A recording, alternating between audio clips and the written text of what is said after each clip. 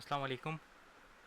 अच्छा जी, class start करते हैं अभी। फिर जैसे जैसे ज्वाइन करते रहेंगे वैसे वैसे जो है उनको ऐड करते रहेंगे।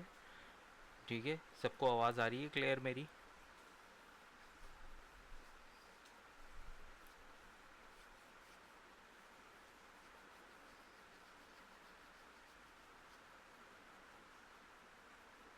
चलें जी, स्टार्ट करते हैं क्लास और स्क्रीन पे आ जाते हैं। हमने लास्ट क्लास में कुछ फंक्शंस देखे थे, वो देख लेते हैं ज़रा, एक ओवरव्यू कर लेते हैं। ड्रैग एंड ड्रॉप के कुछ फीचर्स देखे थे, किस तरह से हम सीरीज़ को, नंबर्स की या टेक्स्ट की सीरीज़ को हम ड्रैग करके डिटेल्स उसकी मतलब वो कंप्लीट कर सकते हैं फिल की मदद से। ठीक है, फिर एक एडिशन का हमने देखा था कि किस तरह से हम बेसिक कैलकुलेशंस करते हैं। कोई भी कैलकुलेशन स्टार्ट करने से पहले आपने इज इक्वल्स टू लगाना है, देन आपने उसके बाद जो कुछ भी लिखना है वो इज इक्वल्स टू के साथ लिखना है। मैं इसमें सॉफ्टवेयर दोबारा से ओपन कर लूँ।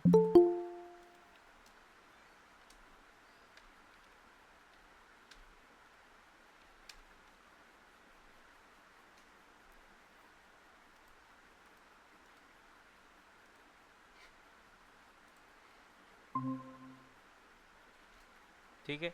अच्छा, अब मिसाल के तौर पर जैसे इसमें आप देख सकते हो कि हमने क्या किया था। हमने सिंपल इज इक्वल्स टू लगाया और रेफरेंसेस लेके वर्किंग अपनी स्टार्ट कर दी थी। ठीक है, तो इसी तरह से फिर मैंने एक टास्क भी दिया था आप लोगों को, वो हम अभी थोड़ी देर में देखते हैं। और जो है वो फिर सम का एक फंक्शन, सम का फंक्शन बेसिकली क्या करता है, डेटा को ऐड करता है। सही है। फिर इसके बाद हमने मिनिमम और मैक्सिमम देखा था कि मिनिमम वैल्यू अगर चेक करनी है अपनी लिस्ट में से या मैक्सिमम वैल्यू चेक करनी है तो वो काम हम किस तरह से करेंगे, तो वो चीज़ें हमने देखी थी। ठीक है, अब हम आ जाते हैं यहाँ पे और यहाँ पे हम यूज़ करते हैं सब्ट्रैक्ट, किस तरह से हमने करना है। ठीक है, मैंने बताया था कि सब्ट्रैक्ट का कोई जो है वो फंक्शन नहीं है। अच्छा, मुझे ये बताओ कि आप लोगों को अपनी स्क्रीन पे ये सब्ट्रैक्ट वाला कॉलम सही नज़र आ रहा है? मैं तो बीच में नहीं आ रहा।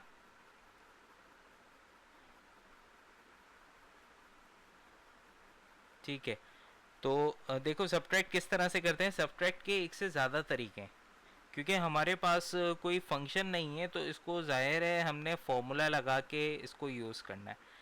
पहला तरीका क्या है, अगर मैं मिसाल के तौर पे ये काम आपको मैनुअली करने को बोलूँ तो आप किस तरह से करोगे, पहले इन तीन वैल्यूज़ को ऐड करोगे। सही है, फिर इन तीन वैल्यूज़ को ऐड करोगे और फिर जो इसका रिज़ल्ट आ रहा होगा उसमें से इसका रिज़ल्ट माइनस करके यहाँ पे मुझे रिज़ल्ट दे दोगे। एक तरीका ये है। दूसरा तरीका क्या है, दूसरा तरीका ये है कि इस वैल्यू में से इसको माइनस किया, जो रिज़ल्ट आया उसको एक जगह पे स्टोर कर लिया। सेकंड वैल्यू में से सेकंड एक्सपेंस वैल्यू को माइनस किया, जो रिज़ल्ट आया उसको स्टोर कर लिया। ठीक है, थर्ड वैल्यू में से थर्ड एक्सपेंस वैल्यू को माइनस किया, जो रिजल्ट आया स्टोर कर दिया। और जो तीनों रिजल्ट स्टोर हुए हैं उन सबको ऐड करके मुझे इस एक सेल में रिजल्ट दे दिया। ठीक है, तो ये इस तरह से भी हो सकता है।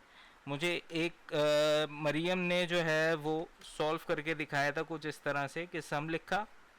ठीक है, सिलेक्ट किया सेल, कॉमा लगाया, सिलेक्ट किया सेल, कॉमा लगाया, तीसरा सेल सिलेक्ट किया, कॉमा लगाया, फिर यहाँ पे माइनस का सिंबल लगा के और इसको सेल को सिलेक्ट कर लिया, फिर कॉमा लगाया, फिर माइनस, फिर ये वैल्यू, फिर कॉमा लगाया, फिर माइनस, फिर ये वैल्यू।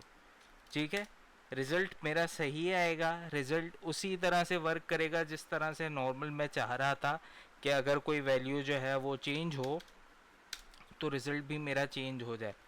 ठीक है, इसको सिंपल कर लेते हैं थोड़ा ताकि इजीली हम देख सकें कि रिज़ल्ट हमारा सही आ रहा है कि नहीं आ रहा।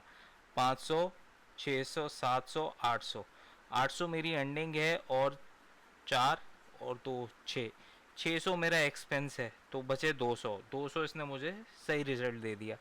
ठीक है, अब जो मैं तरीका बता रहा हूँ वो किस तरह से होगा, देखो। इज इक्वल्स टू लगाया, पहले फर्स्ट वैल्यू सिलेक्ट करी, माइनस लगाया, इसको सिलेक्ट कर लिया। ठीक है, अब हमें जब एक साथ बहुत सारी वैल्यूज़ को कैलकुलेट करना होता है अलग अलग पैरामीटर्स में, तो हम क्या करते हैं, हम उस पर लगा देते हैं ब्रैकेट्स। पहला ब्रैकेट ओपन किया मैंने, ये वैल्यू सेलेक्ट करी, माइनस लगाया, ये वैल्यू सेलेक्ट करी, ब्रैकेट क्लोज कर दिया। अब ये ब्रैकेट क्या कर रहा है, ये ब्रैकेट कैलकुलेट कर रहा है इसके और इसके डिफरेंस को। ठीक है कि 500 में से अगर 100 हम निकालेंगे तो कितना बचेगा, वो यहाँ पे हमारे पास आ जाएगा। अब हमने लास्ट में क्या करना था, सारी वैल्यूज़ को ऐड करना था, तो यहाँ पे मैंने प्लस लगा दिया, फिर ब्रैकेट ओपन किया। सेकंड पैरामीटर हमने बताया उसको कि भाई ये वैल्यू माइनस ये वैल्यू, ब्रैकेट क्लोज किया, फिर प्लस लगाया, फिर ब्रैकेट ओपन किया, ये वैल्यू माइनस ये वैल्यू। ठीक है, तो ये कुछ इस तरह से देखो स्क्रीन पे आप अपनी, ये इस तरह से हमारा फॉर्मूला रेडी हो जाएगा। रिजल्ट ये भी बिल्कुल सही देगा, और चेंज अगर मैं करता हूँ कोई वैल्यू तो वो चेंज भी अप्लाई हो जाएगा। लेकिन ये थोड़ा लेंदी हो गया, इसको थोड़ा और सिंपल करते हैं। और सिंपल करने के लिए हम क्या कर सकते हैं, is equals to sum bracket open. हमने क्या करना है, इन तीन वैल्यूज़ को ऐड करना है। ठीक है, और इन तीन वैल्यूज़ में से बाद वाली तीन वैल्यूज़ को माइनस कर देना है। तो मैंने यहाँ पर माइनस लगाया, माइनस के बाद मैंने सम लगाया, ब्रैकेट ओपन किया, और बाकी की इन तीन वैल्यूज़ को सिलेक्ट कर लिया। ठीक है, ये पहला वाला सम का फंक्शन क्या कर रहा है, ये मुझे इन तीन वैल्यूज़ को ऐड करके रिजल्ट दे रहा है, सिर्फ इन तीन वैल्यूज़ का। ठीक है, मतलब ये मुझे 800 दे रहा है, 800 आ रहा है इसका रिजल्ट। दूसरा वाला सम क्या कर रहा है, दूसरा वाला सम इन तीन वैल्यूज़ को ऐड करके रिजल्ट दे रहा है, इसका रिजल्ट 500 आ रहा है। ये बीच में माइनस लगाया तो वो क्या करता है, 800 में से माइनस कर देता है 500, और मेरे पास रिजल्ट आ जाता है 300।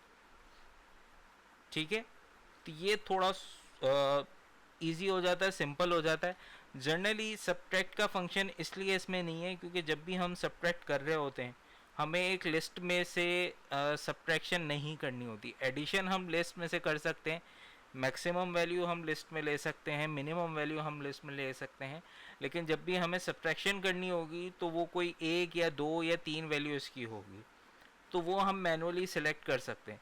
जनरली क्या होता है, जो हमारा टोटल होता है उसमें से हमने कोई चीज़ माइनस, कॉस्ट माइनस करनी होती है, उसमें से हमने एक्सपेंसेस माइनस करने होते हैं, देन हमने एक एक वैल्यू जो है वो माइनस करके रिजल्ट देना होता है, तो वो काम और सिंपल हो जाता है।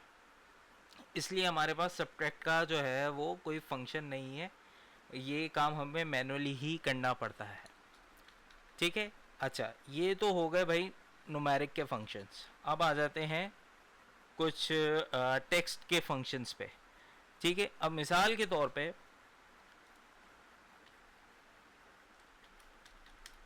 एक फंक्शन है मेरे पास काउंट का। ये फंक्शन क्या करता है, मिसाल के तौर पे यहाँ पे मेरे पास एक लिस्ट है, लिस्ट में मेरे पास कुछ ब्लैंक सेल हैं, कुछ में टेक्स्ट मौजूद है।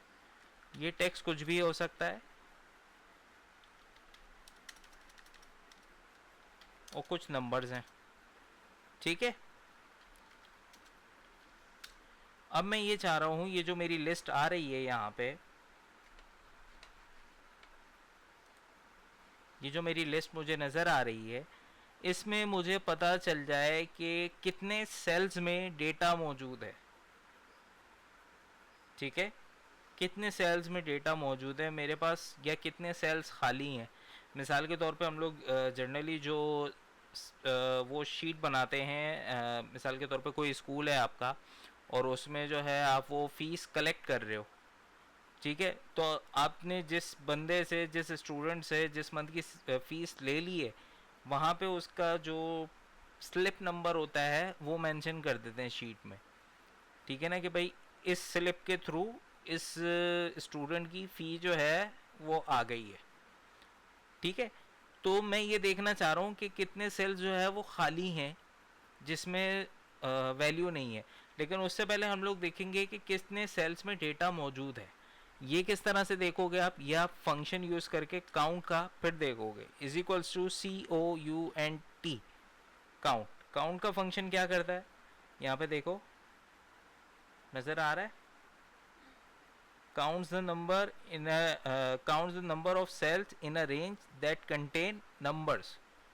ये सिर्फ उन सेल्स को काउंट करेगा जिनमें न्यूमेरिकल वैल्यूज़ अवेलेबल होंगी, ठीक है, चाहे वो किसी रिजल्ट के थ्रू आए, मतलब कोई फार्मूला लगा वो फिर आए, या जो है वो मैनुअली आए, लेकिन जिनमें नंबर्स होंगे ये वो वैल्यूज शो करेंगे। शिफ्ट 9 से मैंने ब्रैकेट ओपन किया, ब्रैकेट ओपन करने के बाद मैं डायरेक्ट रेंज भी सिलेक्ट कर सकता हूँ या मैं इंडिविजुअल वैल्यूज़ भी ले सकता हूँ डिपेंडिंग ऑन माई चॉइस, ठीक है। ब्रैकेट क्लोज किया, एंटर किया, इसने मुझे दे दिया 6। अब ये 6 क्या दे रहा है, ये बता रहा है कि इस पूरी रेंज में जो मैंने सेलेक्ट करी थी 6 सेल्स में न्यूमेरिकल वैल्यूज़ है। हम काउंट कर लेते हैं, 1 2 3 4 5 6, ठीक है। इसी तरह से अब भाई मिसाल के तौर पर टेक्स्ट वैल्यू भी तो है ना, मैं तो खाली देखना चाह रहा था कि कितने सेल्स में डेटा मौजूद है, भले वो टेक्स्ट हो भले वो नंबर्स हो। तो इसके लिए हम यूज़ करते हैं फंक्शन काउंट ए का, ठीक है, काउंट ए। इसको लोग काउंटा भी बोलते हैं लेकिन ये काउंटा नहीं है, ये काउंट ए है, is equals to count A, ठीक है। ये क्या करता है भाई option, counts the number of a cell in a range that are not empty, सही है। ये उन सारे सेल्स को काउंट करेगा जो खाली नहीं है, जिनमें कोई भी डेटा मौजूद है। वो कोई कैलकुलेशन हो सकती है, वो कोई नंबर्स हो सकते हैं, वो कोई कंडीशंस हो सकती हैं, कुछ भी हो, कोई लॉजिक लगी हुई हो, वो सिर्फ देखेगा कि उसमें डेटा है या नहीं है और वो आपको रिटर्न कर देगा। ब्रैकेट ओपन किया,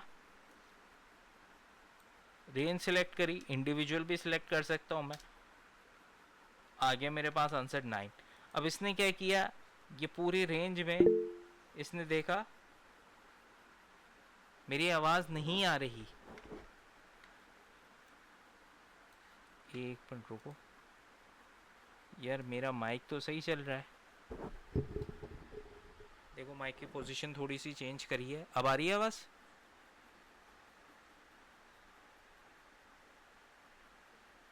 अब आ रही है आवाज़ सबको सही।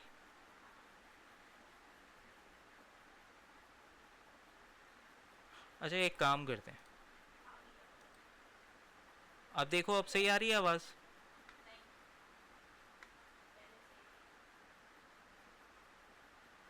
अब आ रही है आवाज़,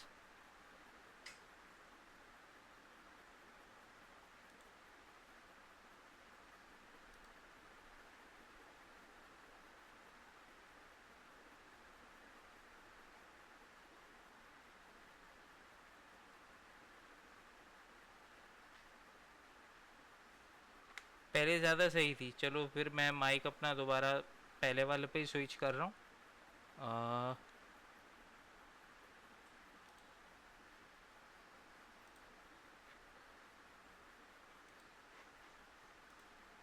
ठीक है, अब आवाज़,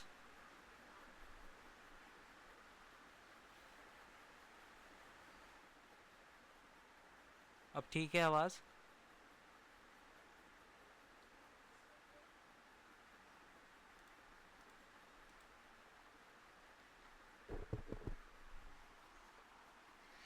ठीक है।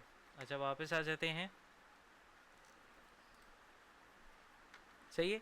काउंट का फंक्शन क्या करता है, जिन सेल्स में डेटा मौजूद है जो खाली नहीं है वो सेल्स सारे काउंट करके आपको नंबर ऑफ सेल्स बता देगा कि इतने सेल्स में डेटा मौजूद है, ठीक है। इसके बाद खाली सिर्फ और सिर्फ खाली सेल्स हमने देखने, तो हम क्या करेंगे, इज इक्वल्स टू, सॉरी, फिर हम फंक्शन यूज़ करेंगे काउंट ब्लैंक का, ठीक है। अच्छा फंक्शन के नाम में हम स्पेसेस यूज़ नहीं करते, ये जो ऊपर मैंने स्पेस यूज़ किया है इसको फंक्शन के नाम में हम इग्नोर कर देंगे। काउंट, ये नज़र नहीं आएगा आप लोगों को, एक मिनट रुको,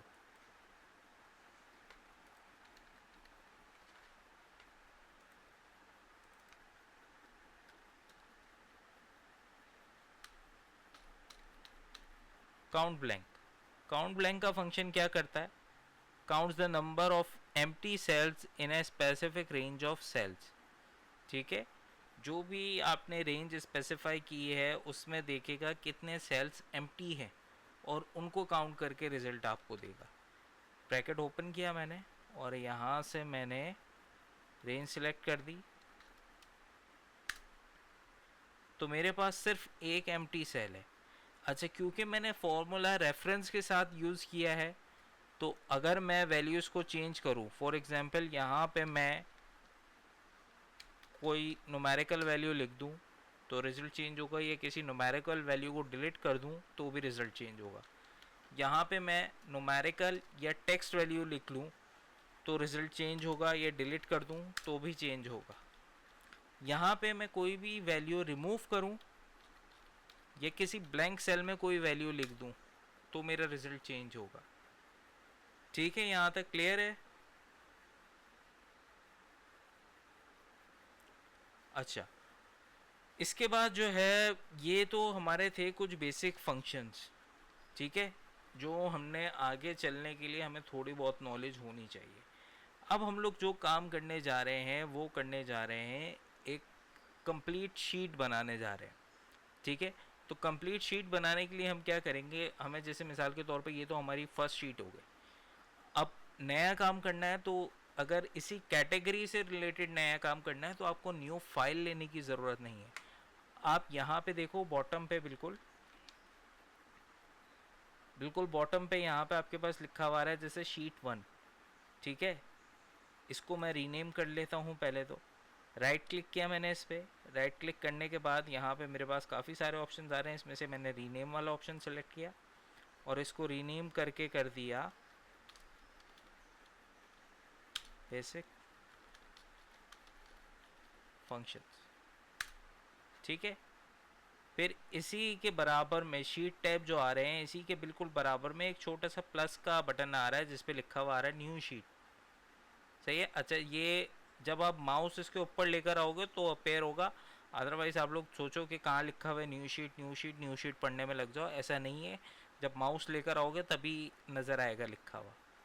इस पर मैंने क्लिक किया तो यहाँ पे मेरे पास शीट 1 एक ओपन हो गई। इस पर भी मैं राइट क्लिक करके इसको रीनेम कर देता हूँ, और जो पहली शीट हम लोग बनाने जा रहे हैं वो है मार्कशीट। ठीक है, एंटर किया मैंने। थोड़ा सा मैं इसको जूम इन कर लेता हूँ ताकि प्रॉपर आप लोगों को नज़र आए स्क्रीन पे अपनी। ठीक है, अब यहाँ पे हम लेंगे फील्ड्स। आपकी चॉइस है, आप फील्ड चाहो A1 से लेना स्टार्ट कर दो, चाहो थोड़ा नीचे से स्टार्ट कर दो। मैं फ़िलहाल क्योंकि स्क्रीन पे आप लोगों को जगह कम है तो मैं A1 से ही स्टार्ट करवाऊँगा। ठीक है, यहाँ पे मैंने ले लिया सबसे पहले तो रोल नंबर। टैब की प्रेस करूँगा मैं तो मैं नेक्स्ट सेल में आ जाऊँगा, सिलेक्शन मेरी नेक्स्ट सेल में आ जाएगी। ठीक है, रोल नंबर के बाद मैंने ले लिया नेम। नेम के बाद मैंने ले लिए सब्जेक्ट्स। मिसाल के तौर पे हम 3 सब्जेक्ट्स ले लेते हैं, वर्ड, एक्सेल, पावर पॉइंट। ठीक है, फिर ले लिया ऑब्टेन मार्क्स, फिर ले लिया टोटल, फिर ले लिया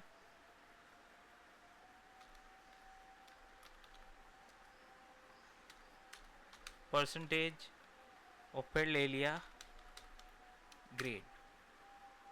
ठीक है, अब क्या करेंगे हम, रोल नंबर हमको पता है किस तरह से लेना है। आपने कोई भी रैंडम नंबर डाला, सही है, जो भी सीक्वेंस आपका चल रहा है। फ़िलहाल मैं यहाँ पे 1 ही डाल रहा हूँ।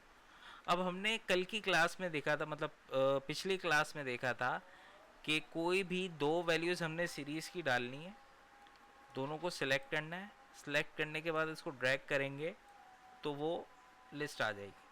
लेकिन क्योंकि सीरियल नंबर बहुत ज़्यादा हम यूज़ करते हैं तो इसमें हमको एक ऑप्शन मिल जाता है कि हम इसको ड्रैग करने से पहले कंट्रोल प्रेस करें।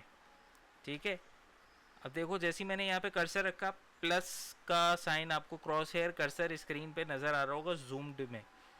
ठीक है, अब देखो जैसे ही मैं कंट्रोल प्रेस कर रहा हूँ तो उस के क्रॉस हेयर कर्सर के साथ एक छोटा सा प्लस बना हुआ आ गया, मैंने कंट्रोल छोड़ा वो प्लस हट गया, मैंने फिर कंट्रोल प्रेस किया फिर वो प्लस बना हुआ आ गया। तो वो जब प्लस बना हुआ आ रहा होगा और मैं उसको ड्रैग करूँगा तो वो सीरीज़ ऑटोमेटिकली जनरेट कर देगा।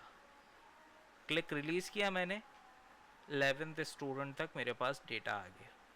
ठीक है, फिर यहाँ पे नेम्स देने हैं, मैंने नाम दे दिए,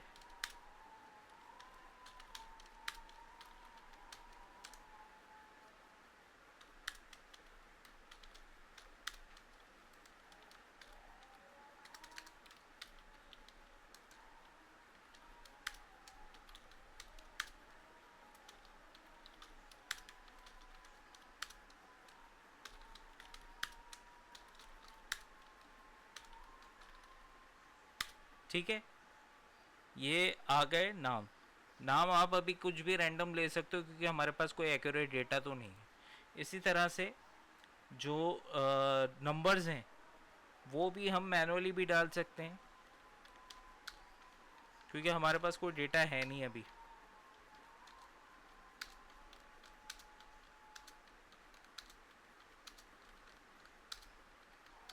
ठीक है, या फिर हम यूज़ कर सकते हैं एक फंक्शन जिसका मतलब होता है रेंट। सही है। अच्छा, ये रेंट का फंक्शन हमने वर्ड में भी पढ़ा था, एक जो हमको एक रैंडम टेक्स्ट दे दिया करता था। यहाँ पे रेंट का फंक्शन क्या करता है, returns a random number greater than और equal to 0 and less than 1। ठीक है, मतलब ये हमको डेसिमल पॉइंट में वैल्यू देता है। ठीक है, बट यहाँ पे हम रैंड का फंक्शन यूज़ नहीं कर रहे, हम यूज़ करेंगे रैंड बिटवीन। रैंड बिटवीन मैंने सेलेक्ट किया, सही है। रैंड बिटवीन में क्या होता है, कोई भी दो वैल्यूज़, देखो ये क्या करता है, returns a random number between the numbers you specify. जो भी नंबर आपने स्पेसिफाई किया है ये उसके बीच में आपको वैल्यू देगा। ठीक है, तो जैसी ब्रैकेट ओपन किया मैंने तो यहाँ पे इसने मुझे दे दिया बॉटम और टॉप। बॉटम में मतलब कम से कम नंबर क्या आपको चाहिए आप वो लिख लो। मैंने कहा मिसाल के तौर पर भाई मुझे कम से कम नंबर चाहिए 20। ठीक है, कॉमा लगाया, ये टॉप सेलेक्ट हो गया। अब टॉप मतलब हाईएस्ट वैल्यू क्या आपको चाहिए, मैंने कहा हाईएस्ट वैल्यू चाहिए मुझे 98। ठीक है, ब्रैकेट क्लोज किया, एंटर किया, 27। अब इसी को मैं ड्रैग कर दूंगा तो ये ऑटोमेटिकली सब पे अप्लाई हो जाएगा। ठीक है, और इसी को मैं दोबारा यहाँ से पहले कॉलम वाइज ड्रैग किया था, अब रो वाइज ड्रैग करूँगा इसको तो ये दूसरे पे भी अप्लाई हो गया। ऑटोमेटिकली इसने खुद से वैल्यू दे दी, सबसे छोटी वैल्यू 20 होगी और सबसे बड़ी वैल्यू 98 होगी। मतलब 20 से 98 के बीच में वैल्यूज़ होंगी, ज़रूरी नहीं है कि सबसे छोटी 20 हो और सबसे बड़ी 98 हो, लेकिन इनसे ऊपर नहीं जाएगी वैल्यू। ठीक है ना, 98 से कम पे भी वो सारी वैल्यूज़ ख़त्म कर सकता है लेकिन उससे ऊपर नहीं जाएगी वैल्यू। यहाँ पे आ जाओ ऑप्टेन मार्क। ऑप्टेन मार्क किस तरह से निकलेगा, जब भी हम शीट पे वर्क कर रहे होते हैं ना, प्रॉपर एक शीट बना रहे होते हैं, अब हमने सबके ऑप्टेन मार्क्स जो है वो कैलकुलेट करने हैं। हमने अली का भी निकालना है, नुमान, काशिफ, सुहेल, सबके इनके ऑप्टेन मार्क्स निकालने हैं। ऑप्टेन मार्क्स में क्या करते हैं हम ये जो तीनों सब्जेक्ट के मार्क्स हैं इंडिविजुअल, इनको ऐड करके ऑप्टेन मार्क्स में लिख देते हैं। तो हमने फंक्शन एक देखा था सम का, ये क्या करता था, ये सारे नंबर्स को ऐड करता था। तो हमने सम का फंक्शन सेलेक्ट करके इन तीनों सेल्स को सिलेक्ट कर लिया, रेफरेंस दे दिया इनका, ब्रैकेट क्लोज किया, एंटर कर दिया। तो यहाँ पे मेरे पास ऑप्टेन मार्क्स आ गया इसका 186। अच्छा, जब भी मैं अपनी शीट में कोई भी चेंजेस करूँगा ना तो ये रिज़ल्ट ऑटोमेटिकली अपडेट होता रहेगा। क्यों, क्योंकि यहाँ पे मैंने जो वैल्यूज़ ली हैं वो फंक्शन से ली हैं, वो मैंने खुद से टाइप नहीं करी, इसलिए ये हर दफ़ा जब भी मैं कोई एडिटिंग करूँगा अपनी शीट में तो वो फंक्शन रिकॉल करेगा, और जब रिकॉल करेगा तो हर दफ़ा रैंडम वैल्यू जनरेट होगी। ठीक है, तो इस वजह से ये इशू आ रहा है। कहीं आप लोग ये समझोगे सर हर दफ़ा नए ऑप्टेन मार्क्स आ रहे हैं, ऐसा नहीं है। तो इससे बचने के लिए हम क्या करेंगे, इस डेटा को मैंने यहाँ से कर लिया कॉपी, थोड़ा सा आगे जाके मैंने पेस्ट कर दिया इसको, ठीक है, और इस डेटा को यहाँ से मैंने रिमूव कर दिया। अब ये जो वैल्यूज़ है ना, मैं चाह रहा हूँ ये जो वैल्यूज़ अभी आ रही हैं यही मेरे पास यहाँ पे फिक्स हो जाएं, इसमें से जो फंक्शन मैंने लगाया है वो हट जाए। तो हम क्या करेंगे, हमने इसको कॉपी किया, कॉपी करने के बाद जब हम इस सेल पे आएंगे, यहाँ पे हमें चाहिए ना ये डेटा, तो जब हम इस सेल पे आएंगे तो यहाँ पे पेस्ट में हमारे पास कुछ ऑप्शंस आ रहे हैं। एक आ रहा है पेस्ट, जो कि सिंपल जैसा फॉर्मूला वहाँ पे लिखा हुआ है उसके साथ यहाँ पे भी पेस्ट कर देगा। एक आ रहा है फॉर्मूलाज, वो भी वही काम करेगा जो पहले वाला ऑप्शन कर रहा है, ठीक है। एक आ रहा है फॉर्मूलाज एंड नंबर फॉर्मेटिंग, जो भी नंबर की फॉर्मेटिंग जो हम आगे की क्लासेस में देखेंगे कि किस तरह से हम नंबर्स की फॉर्मेटिंग करते हैं, तो ये फॉर्मेटिंग के साथ साथ नंबर पेस्ट कर देगा यहाँ पे, ठीक है। ये इसके कीप सोर्स फॉर्मेटिंग, ये क्या करेगा, ये सोर्स की जो फॉर्मेटिंग हुई हुई है टेक्स्ट की, writing style, size, bold, italic, underline, वो सारी चीज़ें अप्लाई कर देगा। इसके अलावा यहाँ पे और भी ऑप्शन है, no borders, keep source column, ठीक है, ट्रांसपोज, ये सारे ऑप्शंस हम लोग देखेंगे। यहाँ पे कुछ उसके ये पेस्ट का एक सेक्शन बना हुआ था, इसके नीचे एक सेक्शन है पेस्ट वैल्यूज़ का, ठीक है। तो इसमें जो फर्स्ट ऑप्शन है ना वैल्यूज़ का, वो हम सिलेक्ट कर लेंगे। तो अब क्या हुआ, अब इसने जो उस वक्त हमारे पास डेटा जो कॉपी हुआ हुआ था वो इसने यहाँ पे वैल्यूज़ के साथ पेस्ट कर दिया, और ये एक्चुअल में वैल्यूज़ ही हैं। ये हमारा कोई फॉर्मूला, कोई फंक्शन नहीं लगा हुआ। देखो यहाँ पे फंक्शन लगा हुआ है, इस पर मैंने क्लिक किया, ठीक है, लेकिन यहाँ पे फंक्शन कोई नहीं है, तो इसलिए वो इज इक्वल्स टू करके जो आ रहा था वो नहीं आ रहा है यहाँ पे, ठीक है। तो अब मुझे इन वैल्यूज़ की ज़रूरत नहीं है, तो मैं इनको डिलीट कर देता हूँ। सिंपल सेलेक्ट करके डिलीट की प्रेस करिए आपने। अब फिर से देखो किस तरह से हमने जो है वो सम करना है। Is equals to sum, bracket open, सारे सेल सिलेक्ट किए मैंने, ब्रैकेट क्लोज किया, इंटर किया, ये आ गया। अभी तो मेरे पास चलो 11 स्टूडेंट्स हैं, मैं जल्दी जल्दी काम करके कर लूँगा, और सब्जेक्ट्स भी सिर्फ 3 ही हैं। लेकिन बात कर रहा हूँ मैं मैट्रिक बोर्ड की, इंटर बोर्ड की, वो लोग जब इस तरह का काम कर रहे हैं, उनके पास मिसाल के तौर पे भाई एक टीचर है वर्ड का फॉर एग्ज़ाम्पल, उसने सारे स्टूडेंट्स के वर्ड के मार्क्स जो है वो दे दिए, उन्होंने वो कॉपी किए, कॉपी करके अपनी शीट में पेस्ट कर लिए। अब उनको टोटल तो खुद ही करना है ना, ठीक है ना। तो वो किस तरह से काम करेंगे, हज़ारों में की तादाद में बच्चे हैं, 9 सब्जेक्ट्स हैं, और चेक करने वाला भी एक बंदा नहीं होता, चेक करने वाले भी बहुत सारे होते हैं, सिर्फ जो कंप्यूटर पे एंट्री कर रहा होता है वो एक अकेला फंसता है बेचारा, ठीक है। तो उसका सल्यूशन क्या है, उसका सल्यूशन ये है एक्सेल। एक्सेल क्या हमको देता है, हम अभी तक सिर्फ और सिर्फ नंबर्स को और टेक्स्ट को ड्रैग एंड ड्रॉप करते हुए आ रहे थे, हमने अब तक किसी फॉर्मूला या फंक्शन को ड्रैग नहीं किया, सही है। यहाँ पे हमने किया था एक्सेल और पावर पॉइंट के मार्क्स को, बट वो उसमें कोई रेफरेंस नहीं था, वो सिंपल नंबर्स थे। लेकिन अगर हम कोई रेफरेंस दे दें और फिर उसको ड्रैग करें तो देखो क्या होता है, is equals to sum, bracket open, और मैंने वो 3 सेल सेलेक्ट किए, ब्रैकेट क्लोज किया, इंटर किया। अभी यहाँ पे देखो जो सेल एड्रेस आ रहा है वो आ रहा है, जो रेफरेंस आ रहा है वो आ रहा है C2 to E2, ठीक है। C2 से E2 तक की जो रेफरेंस है, मेरे सेल्स हैं, ये सिलेक्ट हुए हैं, ठीक है। मैंने इंटर किया और इसको मैंने कर दिया ड्रैग, सिर्फ एक सेल पे आप लोगों को दिखाने के लिए, ठीक है।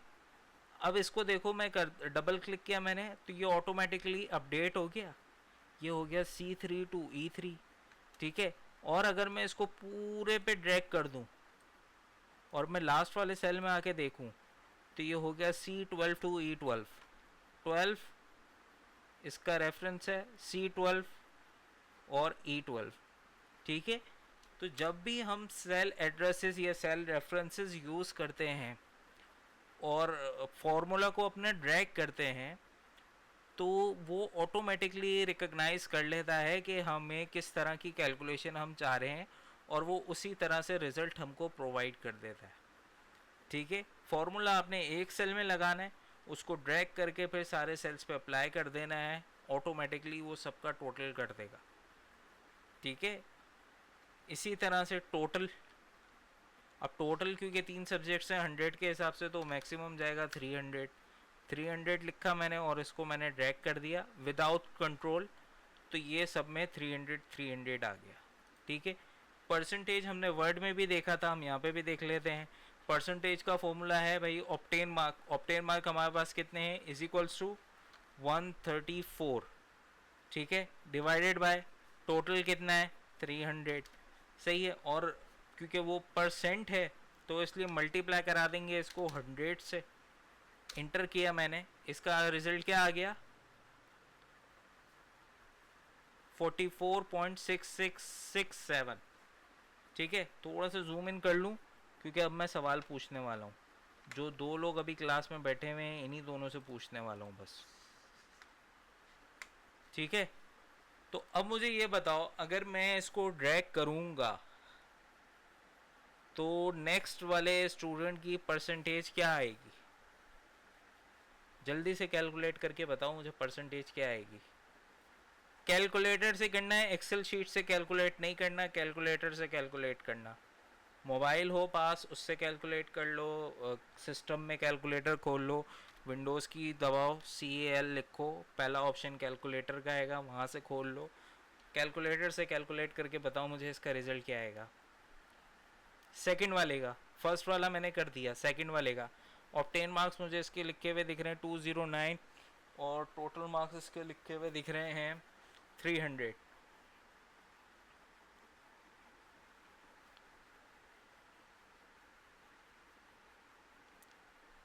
हाँ जी सना।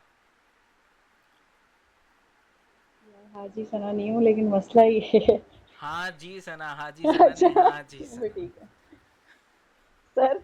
वो मैंने अभी देखा ही नहीं आपने यहाँ का फॉर्मूला कैसे किया है। मैं ऑनलाइन थी मगर मैं कुछ और काम कर रही थी। चलो मैं फिर से फॉर्मूला बता रहा हूँ, फिर से देख लो। 134 divided by, my keyboard struck. Total marks, total ठीक है, मार्क्स। टोटल मार्क्स आ गए 300, और क्योंकि परसेंट है, परसेंट का मतलब होता है 100, तो मल्टीप्लाई बाय कर दिया इसको 100, ये आ गया 44.6667। सेकेंड वाले की बताओ परसेंटेज क्या आएगी।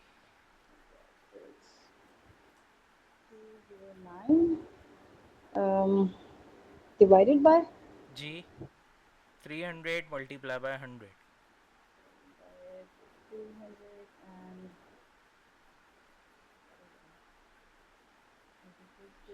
Multiply by 100। 300, हाँ मल्टीप्लाई बाय 100। 69 point something. 69.6। 6667 या। ठीक है, ओके। अच्छा, अब मैंने क्योंकि एक जगह फॉर्मूला लगा लिया, मैं इसको अभी ड्रैग भी बोलो। करूँगा। वो उन्होंने यहीं पर ही बोल दिया मुझे। हाँ वही मैं कह रही हूँ, तो अभी बोलो। मैं जरा कुछ और काम भी कर रही हूँ साथ साथ, क्या करूँ। अच्छा, तो ये देखो, जब मैं इसको ड्रैग करूँगा तो ऑटोमेटिकली सेकंड वाले की परसेंटेज खुद ही आ जानी चाहिए, लेकिन जब मैंने इसको ड्रैग किया तो इसने सब में 44.6667 दे दिया मुझे। सही है, जबकि इसको सबकी परसेंटेज अलग अलग देनी चाहिए थी। रीज़न क्या है? आई थिंक दो सेल्स में आपको करना है। कुछ नहीं, बोल रही, इनकी सुन लें, इनकी। इनकी सुन लूँ मैं? ये अच्छा, सही कहेंगी, जो भी कहेंगी, ये गलत नहीं कह सकती। मैंने इनकी सुन ली। ये कह रही है मैंने फॉर्मूला नहीं लगाया, लेकिन मैंने तो फॉर्मूला ही फॉर्मूला लगाया है। लगाया है, दूसरे सेल में भी लगाना होगा, जैसे गालिबन प्लस में भी आपने किया था अच्छा, कि वो दो अच्छा सेल के चलो, अंदर। अच्छा चलो, अच्छा चलो, अच्छा चलो, मैं दूसरे सेल में भी फॉर्मूला लगा लिया, 209 डिवाइडेड बाय 300 मल्टीप्लाई बाय 100। ठीक है, दोनों को सिलेक्ट किया, सिलेक्ट करके ड्रैग कर दिया। अब देखो क्या होगा। क्लिक रिलीज किया मैंने, एक के 44 आ रहे हैं, एक के 69 आ रहे हैं, फिर एक के 44 आ रहे हैं, फिर एक के 69 आ रहे हैं, फिर एक के 44, 69, 44, 69। अच्छा, क्योंकि इनके ऑप्टेन मार्क्स डिफरेंट है मे बी। ओके, चलो समझ में आई। हमने यहाँ पे अच्छा। क्या किया था, हमने यहाँ पे रेफरेंसेस सिलेक्ट नहीं किए, ठीक है। हमें 134 नहीं लिखना था, हमें लिखना था एफ सेल नंबर 2। हमें 3, चलो 300 तो क्योंकि सब में कॉमन है तो हम कॉमन है। 300 मैनुअल भी लिख सकते हैं। लेकिन बेस्ट प्रैक्टिस यही है कि आप जब वैल्यू आपके पास अवेलेबल हो, भले वो सब में कॉमन क्यों ना हो, आप रेफरेंस से सिलेक्ट करोगे, ठीक है। वैल्यू अवेलेबल नहीं है तो वो अलग बात है, जैसे मल्टीप्लाई बाय 100, अब 100 मेरे पास कहीं अवेलेबल नहीं है तो मैंने चलो ले लिया। लेकिन ये भी नहीं कि अगर मिसाल के तौर पे अली के वर्ड में 100 मार्क्स आए हुए होते तो मैं यहाँ से 100 का सेल रेफरेंस ले लेता, ऐसा भी नहीं है। फॉर्मूला आपका सही काम करना चाहिए, ये नहीं कि कहीं से भी कोई भी वैल्यू मिल रही है तो वो उठा ली, ठीक है। कॉमन भी होना चाहिए सब में। अब मैंने इसको ड्रैग किया तो देखो सबके रिजल्ट जो है वो ऑटोमेटिकली आ गए, ठीक है। तो हमने बेसिकली सेल रेफरेंस यूज़ नहीं किया था, फॉर्मूला तो लगाया था, उसको कहते हैं सेल रेफरेंस, कि हमने सेल रेफरेंस यूज़ नहीं किया। अब ग्रेडिंग क्राइटेरिया थोड़ा सा मुश्किल है और टाइम है हमारे पास सिर्फ 15 मिनट का, तो हम जल्दी से देख लेते हैं। ये फॉर्मूला थोड़ा लेंदी है, तो जो भी काम कर रहे हो अभी 2 मिनट के लिए छोड़ दो सब काम और चीज़ समझ लो, कॉन्सेप्ट समझ लो कि क्या है, ठीक है। बेसिकली यहाँ पे हम लोग यूज़ करने वाले हैं एक कंडीशन, सही है। कंडीशन क्या है कि भाई जब भी हमने कंडीशंस हम यूज़ करते हैं तो हमारे पास कुछ बेसिक ऑपरेटर्स होते हैं।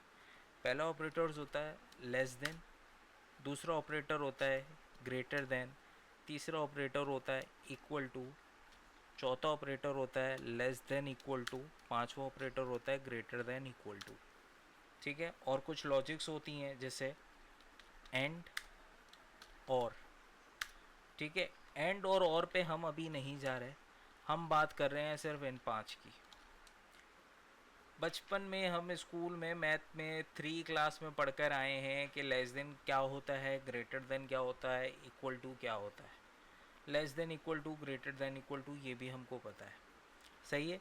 नहीं पता तो रिकॉल कर लो, और शेप को समझना है तो रिकॉल कर लो कि किस तरह से जो है वो पता चलेगा कि लेस देन का शेप है या ग्रेटर देन का शेप है। अगर तो वो शेप एल की तरह लिखा हुआ है, सही है, ये रहा एल और ये रहा लेस देन, तो वो लेस देन का सिंबल है, अदरवाइज वो ग्रेटर देन का सिंबल है, ठीक है। और कॉन्सेप्ट क्या होता है इसके, ये जो शेप है मेरा, इसके इस तरफ वाली वैल्यू को ये कंपेयर करता है इसके दूसरे साइड वाली वैल्यू से, ठीक है। मिसाल के तौर पे 5 लेस देन 6, ये स्टेटमेंट ट्रू है क्योंकि 5 6 से छोटा है, ठीक है। लेकिन अगर मैं कर दूं 5 लेस देन 3 तो ये स्टेटमेंट फॉल्स है क्योंकि 5 जो है वो 3 से बड़ा है। तो करेक्ट स्टेटमेंट क्या आएगी इसकी, 5 ग्रेटर देन 3, ठीक है। और अगर 5 के बराबर रखना है तो 5 इक्वल टू 5, सही है। लेस देन इक्वल टू और ग्रेटर देन समझ में आ गया। जी। अच्छा, अब जो नेक्स्ट चीज़ हम लोग इसमें देख रहे हैं वो देख रहे हैं कंडीशन। कंडीशन से हमें क्या पता चलता है, हमें जब कोई एक सेल की वैल्यू देखकर किसी दूसरे सेल में कोई रिजल्ट पास आउट करना होता है तो हम यूज़ करते हैं कंडीशंस, ठीक है। फॉर एग्जांपल यहाँ पे हमने ग्रेड निकालना है। ग्रेड जब भी हम निकालते हैं किसी स्टूडेंट का तो हम निकालते हैं या तो परसेंटेज से या ऑब्टेन मार्क्स से। जनरल प्रैक्टिस परसेंटेज की होती है, ठीक है। तो यहाँ पे हमने क्या करना है, यहाँ पे हमने चेक करना है परसेंटेज को, कि मिसाल के तौर पर परसेंटेज किस क्राइटेरिया में आ रही है। मिसाल के तौर पे 44% वाला मिसाल के तौर पे डी ग्रेड है, सही है, 69 वाला A1 ग्रेड है। तो वो किस तरह से कैटेगराइज करेंगे, उस चीज़ को समझने से पहले हम पहले समझ लेते हैं कंडीशन को। फॉर एग्ज़ाम्पल मेरे पास कुछ कंडीशंस हैं, जैसे मुझे चाहिए वॉशिंग पाउडर,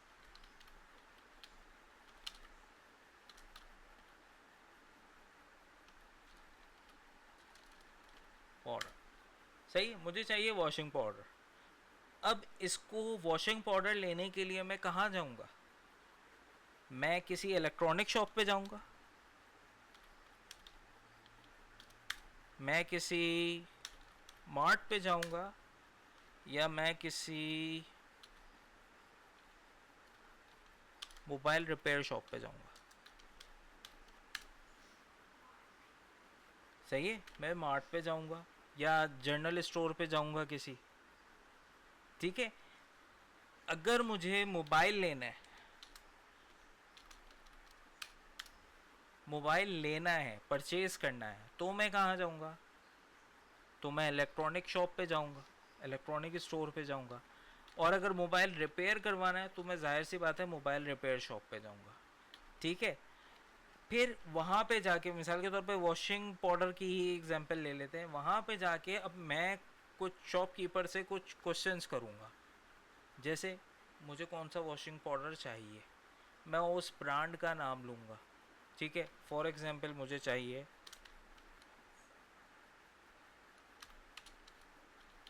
सर्फ एक्सेल, क्योंकि इसके नाम में एक्सेल आ रहा है। ठीक है, मैंने दुकानदार से कहा सर्फ एक्सेल है। दुकानदार के दो आउटकम आ सकते हैं, ट्रू और फॉल्स।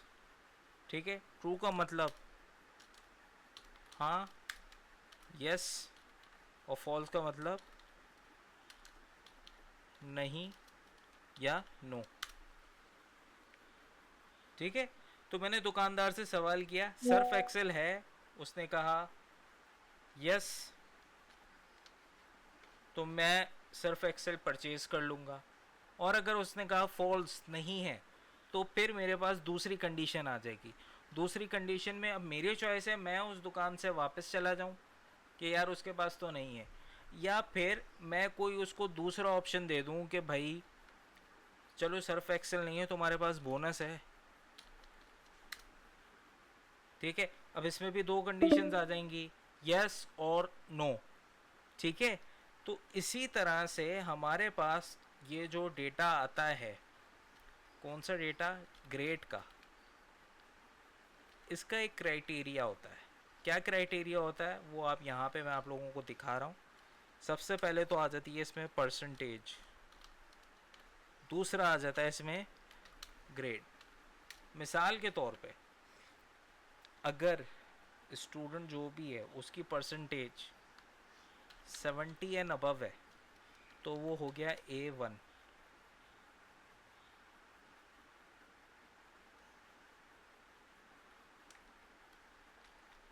अरे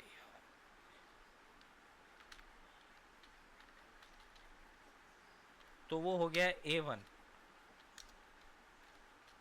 60 एंड अबव है तो वो हो गया A। 50 एंड अबव पे हो गया B। 40 एंड अबव पे हो गया C। और बिलो 40 फॉर एग्जांपल फेल है। ठीक है, तो अब ये जो क्राइटेरिया है, मैं चाह रहा हूँ मेरा जो फॉर्मूला है वो परसेंटेज देखे और मुझे रिज़ल्ट प्रोवाइड करे। ठीक है, तो इसके लिए हम यूज़ करते हैं अगर, if is equals to, if क्या करता है, checks whether a condition is met and return one value if true and another value if false। ठीक है, तो अब क्योंकि फंक्शन है तो फंक्शन को कॉल करवाने के लिए ब्रैकेट ओपन करेंगे। जैसे ही मैंने ब्रैकेट ओपन किया, यहाँ पे एक सेंटेक्स लिखा हुआ आ गया, logical test comma value if true comma value if false. Logical test वो क्वेश्चन है जो आप अपने सॉफ्टवेयर से कर रहे हो, क्या हम कर रहे हैं यहाँ पे क्वेश्चन? हम यहाँ पे क्वेश्चन कर रहे हैं कि इस सेल में जो भी वैल्यू है, हमें नहीं पता क्या वैल्यू है, इस सेल में परसेंटेज के सेल में जो भी वैल्यू है वो अगर हमने क्या चेक करना है, 70 एंड अबव तो नहीं है, 70 एंड अबव तो नहीं है, वो greater than equal to, above के लिए यूज़ किया ग्रेटर देन, और बराबर के लिए यूज़ किया इक्वल टू। तो मतलब 70 या उससे ज़्यादा की अगर कोई वैल्यू है, किसके, 70 के, मतलब ये जो जो भी परसेंटेज है ये ग्रेटर देन या इक्वल टू है 70, ये मेरा लॉजिकल टेस्ट कंप्लीट हो गया। अगर है तो क्या करना है, तो यहाँ पे कॉमा लगा हुआ है, मैंने कॉमा लगाया, तो ये लॉजिकल टेस्ट कंप्लीट हो गया। अब अगर है वैल्यू एफ ट्रू, हाँ, तो क्या करूँ, तो मैंने इसको बता दिया यहाँ पे, ये जो ग्रेड है मेरा, क्या ग्रेड है, A1, ठीक है। अच्छा, ये मैं सेल सिलेक्ट नहीं करूँगा ना, मैं ये 70 वाला सेल सिलेक्ट करूँगा, ये मैंने क्राइटेरिया सिर्फ आप लोगों को दिखाने के लिए बनाया है, ठीक है। तो यहाँ पे मैंने लिख दिया, अब क्योंकि टेक्स्ट वैल्यू है इसलिए हम यूज़ करेंगे इन्वर्टेड कॉमा। सिर्फ नंबर्स होते हैं हम डायरेक्ट डाल लेते, कोई कैलकुलेशन होती है हम डायरेक्ट डाल देते, लेकिन यहाँ पर टेक्स्ट वैल्यू है तो हम यूज़ करेंगे इन्वर्टेड कॉमास, ठीक है। वैल्यू ऑफ ट्रू, अगर जो भी ये वैल्यू है वो 70 या उससे ज़्यादा हो तो A1 लिख दो, सही है। अगर ना हो वैल्यू इफ फॉल्स, कॉमा लगा दिया मैंने यहाँ पे, तो ये वैल्यू इफ फॉल्स हाईलाइट हो गया। अगर ना हो तो क्या करना है, तो मैंने कहा भाई तो फेल कर दो, ठीक है, सिर्फ दिखाने के लिए मैं बता रहा हूँ। ब्रैकेट क्लोज किया, लास्ट में इंटर प्रेस किया, ये मेरे पास यहाँ पे फेल आ गया। क्यों फेल आ गया, क्योंकि इसमें जो वैल्यू है वो 70 या उससे ज़्यादा की वैल्यू नहीं है। अभी थोड़ी देर के लिए मैं इस सेल पे से फॉर्मूला हटा रहा हूँ और यहाँ पे मैनुअल वैल्यू लिख रहा हूँ 72। इंटर प्रेस किया मैंने, तो देखो ग्रेड मेरा A1 हो गया ऑटोमेटिकली, ठीक है। और मैंने इस पर लिखा 70, तब भी ग्रेड A1 आ रहा है, लेकिन मैं यहाँ पे लिख रहा हूँ 69.9999। इंटर प्रेस किया मैंने तो वो फेल हो गया,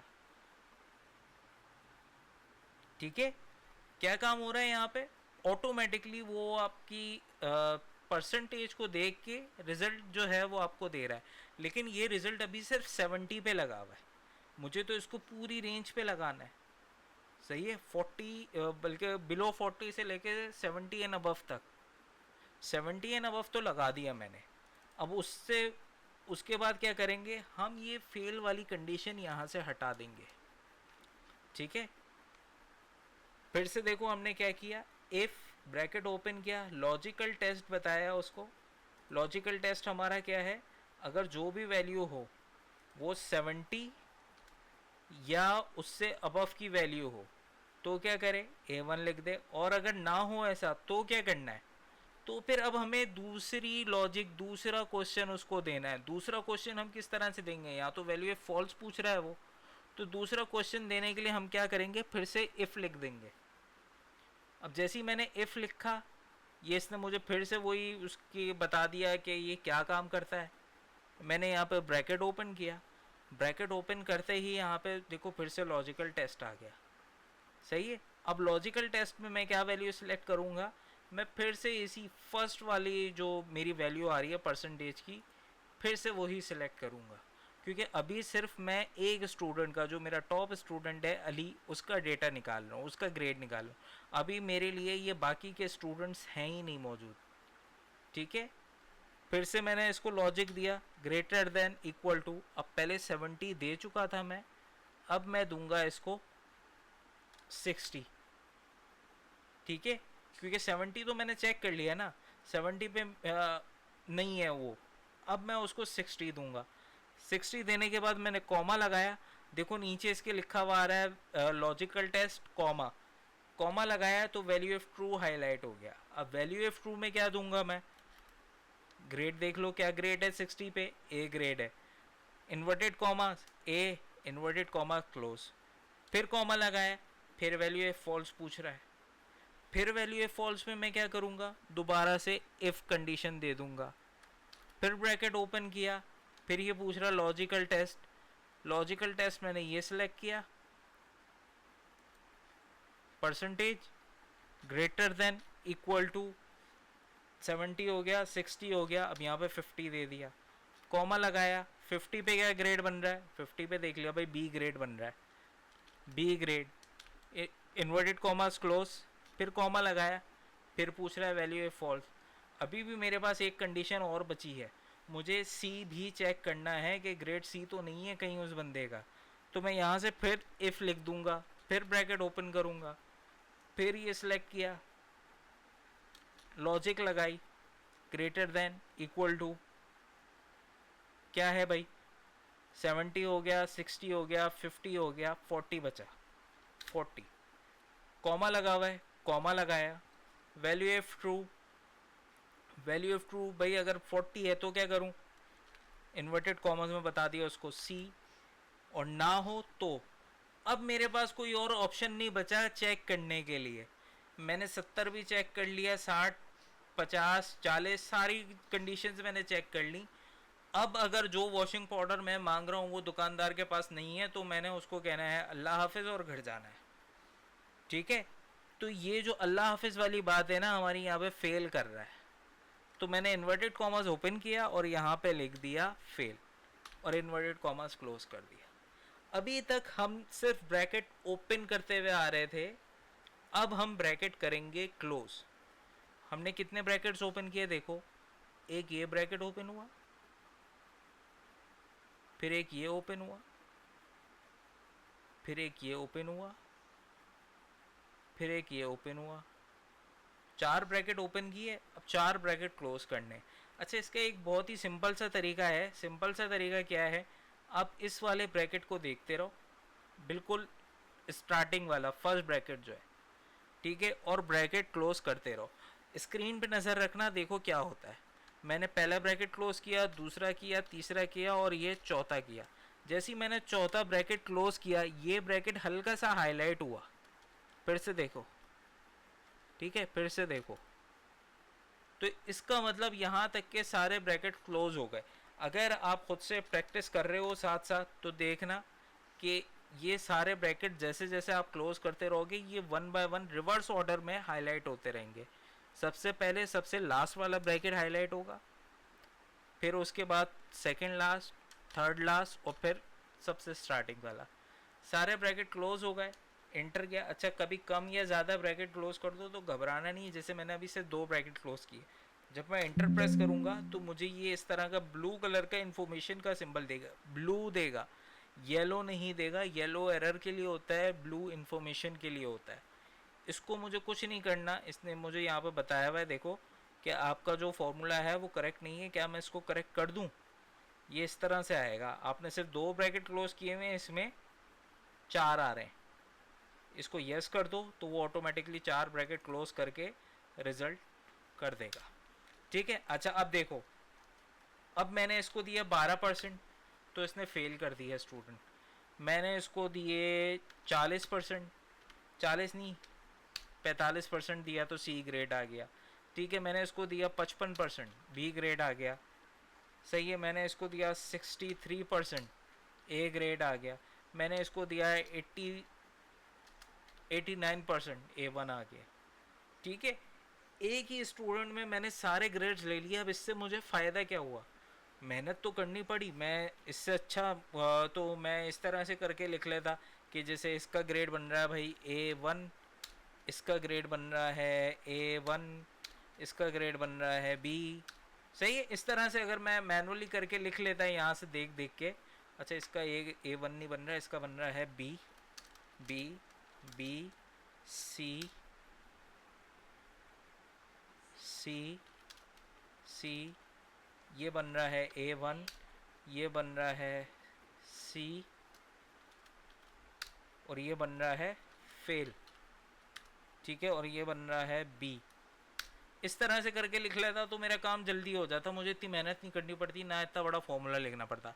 लेकिन वही बात 11 स्टूडेंट्स हैं अभी, ज़रूरी नहीं है मेरे पास सिर्फ 11 लोगों का डेटा हो, मेरे पास बहुत सारे लोगों का भी डेटा हो सकता है।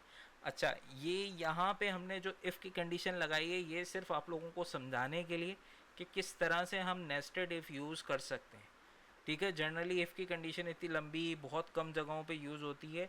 सिंपल सिंपल सा इफ़ यूज़ हो रहा होता है एक या दो कंडीशन पे बस, ये 4 या 5 कंडीशंस पे नहीं जा रहा होता है। तो ये प्रैक्टिस करने के लिए इतनी ख़तरनाक कंडीशन बताई गई है, अदरवाइज़ जब वर्क करोगे तो इतना लोड नहीं पड़ेगा आपको। वो होता है लेकिन ना अगर जो, अगर मार्कशीट के नंबर का रिजल्ट लेना है तो तब तो फिर इसी तरह से होगा ना, जैसे कि अभी बता रहे थे कि मार्कशीट्स है किसी, लेट्स सपोज मैट्रिक सिस्टम की है किसी की, तो उस वक्त तो ठीक ये है, फिर हमें करना ही पड़ेगा ना। उस वक्त भी ये नहीं करना पड़ेगा। मैं अभी फ़िलहाल सिर्फ प्रैक्टिस के लिए मैंने ये ग्रेड का तरीका बताया है, वरना हमारे पास इससे बहुत सिंपल एक तरीका है जो मतलब समझ लो कि जैसे ये यहाँ तक लिखा हुआ है ना, तो समझ लो ये मैं हाईलाइट करके बता रहा हूँ कितने एरिया में आ जाएगा। इतनी सी जगह में जो हाईलाइटेड एरिया आपको दिख रहा है, इतनी सी जगह में काम हो जाएगा आपका। ठीक है, अच्छा। तो ठीक है। ये सिर्फ प्रैक्टिस के लिए बताया है। मैं वो तरीका भी बताऊंगा, लेकिन मैं अगर पहले वो बता दूंगा तो इस इफ़ की कोई प्रैक्टिस नहीं करेगा। तो इसलिए पहले मैंने ये तरीका बताया ताकि आप इसको सीखो, इसको समझो। फिर जब ये समझ में आ जाएगा तो वो काम आपके लिए और आसान हो जाएगा। सही। ठीक है। ओके। अच्छा, अब इसको सिंपल कुछ नहीं करना है, एक स्टूडेंट का मैंने ग्रेड निकाल लिया और मैंने इसको ड्रैग किया, तो ये सारे स्टूडेंट का ग्रेड निकाल दिया इसने। और वही बात, वैल्यूज़ जो है वो ऑटोमेटिकली चेंज होती रहेंगी इसकी। ऊपर से मैंने फॉर्मूला रिमूव कर दिया था तो मैंने फॉर्मूला दोबारा लगा दिया ऊपर। ठीक है, परसेंटेज चेंज होती है, मार्क्स चेंज होते हैं तो ऑटोमेटिकली ग्रेड भी चेंज हो जाएगा। फॉर एग्जाम्पल A1 ग्रेड बन गया उसका। टाइम एंड हो रहा है सरोज, 1 मिनट रह गए। ठीक है, क्लास वाइंड अप करते हैं, ये आप लोग देख लेना। जो फॉर्मूला है वो मैं रिटन फॉर्मेट में आपको जो है वो सेंड कर देता हूँ व्हाट्सएप पे। तो वहाँ से आप लोग ये देख सकते हो सारे फार्मूलाज। और ये शीट भी जो है ना वो मैं सेंड कर दूँगा ताकि प्रैक्टिस के वक्त जो है वो चेक कर सको कि कहाँ क्या प्रॉब्लम हो रही है। ठीक है, चलें फिर इंशाल्लाह मंडे को मुलाकात होती है। अल्लाह हाफ़िज़।